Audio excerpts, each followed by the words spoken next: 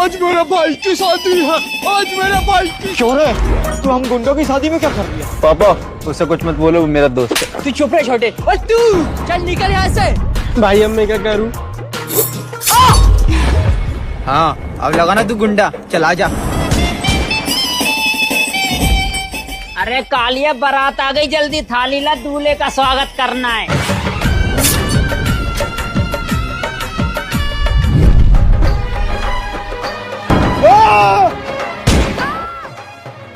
अरे दामाद जी, क्या किया आपने? ये तो एक रस्म थी। अरे समझी जी माफ करना, बस आज बेटे को लगा कि चोर है साला।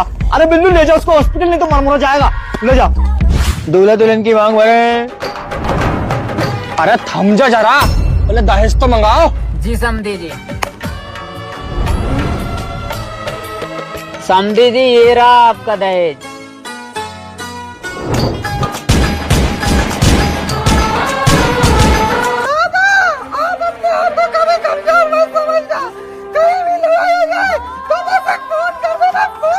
अरे बेटी तू टेंशन मत ले, तेरा बाप अकेले ही सब पे भारी है। क्या चड्डी गैंग वालों ने 3 आदमी मार दिए? अरे उनसे पंगा मत लो यार, वो बहुत खतरनाक लोग हैं। अरे क्या हुआ समझे जी? अरे कुछ नहीं यार समझी जी, वो चड्डी गैंग वालों ने हमारे आदमी मार दिए। और अब तो जानती है वो कितने खतरनाक लोग हैं।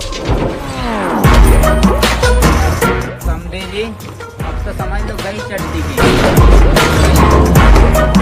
एक गांव में घनश्याम नाम का एक अमीर आदमी रहता है। तो गांव वाले उससे अपनी जरूरतों के लिए पैसे मांगते हैं, तो वो सभी लोगों की मदद करता है। फिर वो आगे जाता है तो देखता है कि 2 लोग आपस में लड़ाई कर रहे हैं कि तू चोर है, तू चोर है। तो वो घनश्याम उनके पास जाता है और उनकी लड़ाई सुलझाने के लिए उन्हें अपनी पैसों की माला तोड़कर दे देता है। तो वो दोनों खुश हो जाते हैं। फिर एक और इंसान उसके पास आता है कि घनश्याम जी, मुझे मेरी बीबी को हनीमून लेकर जाना है, पर मेरे पास तो पैसे ही नहीं है। तो घनश्याम उसे भी पैसे दे देता है। तो उसे एक आदमी चुपके से देख रहा होता है और वो आदमी गाँव वालों से बोलता है कि घनश्याम के पास बहुत पैसा है, क्यों ना हम उसे मारकर उसके सारे पैसे आपस में बांट लें। तो सभी गांव वाले उसकी बात मान जाते हैं। फिर घनश्याम किसी की मदद कर रहा होता है, तभी गांव वाले चुपके से आकर उसे मार देते हैं कि हमें माफ करना घनश्याम जी। तो घनश्याम दुखी होकर उन लोगों को श्राप देता है कि जिन पैसों के लिए तुमने मुझे मारा है, वो पैसे तुम्हें कभी ना दिखें, और मर जाता है। और 50 साल बाद ये कहानी तो गांव वाले कुछ लड़कों को सुनाते हैं कि तब से हमें पैसे नहीं दिखते, इसीलिए हम लोगों से खाना और कपड़े मांगकर जी रहे हैं। तो वो लड़के बोलते हैं कि इस समस्या का एक ही हल है, नोटबंदी। और वो नए नोट बनवाकर उस पर प्रधानमंत्री मोदी जी से साइन करवा लेते हैं। तो वो गांव वाले उन्हें धन्यवाद बोलते हैं कि आप तो हमारे लिए भगवान बनकर आए हैं। फिर वो लड़के उन्हें नए नोट बांट देते हैं जिन पर उन दोनों के फोटो लगे होते हैं, और वो नोट तो उन गाँव वालों को दिखने लगते हैं और सभी बहुत खुश होते हैं।